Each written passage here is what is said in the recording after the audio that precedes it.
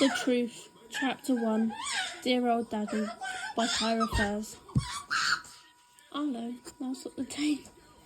As love slipped through my fingers like grains of sand, I stood on the shore of what used to be, watching waves of nostalgia crash against the ruins of our shared dreams. His words, once a sweet melody that danced in my heart, now echo as a haunted refrain, a painful reminder of the love that slipped through my trembling hands. As I traced the contours of his absence, I realised my heart was a museum of memories, each exhibit a bittersweet relic of a love story rewritten by the cruel hands of time. Remember those I love you more battles? I guess I won. Do you want to know the saddest part? I almost believed you. I felt sorry for you, just for a second. Then it hit me, just what you had done. You know I cared about you, and to me you were a whole book. But I wasn't even sentenced to you, was I? Not even a second thought. You treated me like I was something, like I finally mattered, only for you to remind me I never should have trusted you in the first place. Those cruel words, you cursed at me, fly in my head like birds over sea. I told you I would hurt you. You just didn't listen, did you? God, Kyra, I don't want to hurt you. You just make me so angry. But with him, I could sacrifice pieces of my flesh and still be considered selfish for not giving up my bones. Sighing at the sight of him, it shouldn't have been that way. Longing for an escape, my whole life was him. I was nothing but a puppet and he pulled on my strings, making me dance. While on the inside, all was still. I was filled with so much negativity until negativity became me. So filled with hate, I suffocated. Was this my fate? I asked myself as I tried to pick myself up, but it was just too late. You were in my head, in my skin. I just can't win. Why? I don't understand why. Me. I try and try, but it seems I let everyone down. I started to think that I'm the problem. Everyone's lives would be better without me. If everyone I've ever known hurts me, then it must be my fault. Look at me rhyming, talking about woe is me. I'm not as innocent as I seem. I can't be. Let's start with dear old daddy. I don't understand you, Kyra. Why must you hurt yourself? Why can't you be more like your sister? He knows why, deep down. Maybe there was more to it. Maybe he was right when he said I was dreaming. But he never said that to my sister. I guess she didn't have the same nightmares as me.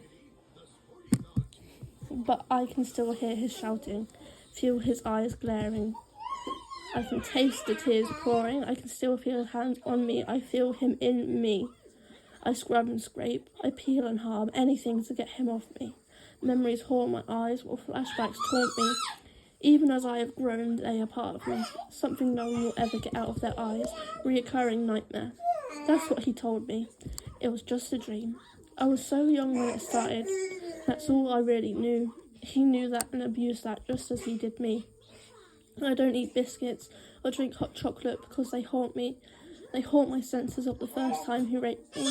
Yes, I say first time because as much as I wish it was just a one-off, it just kept happening and it felt never-ending. Then it stopped. I went from fearing sleep and baths to fearing everything, realising I wasn't sleeping. I couldn't have been. The last time it happened, I still recall he was angry.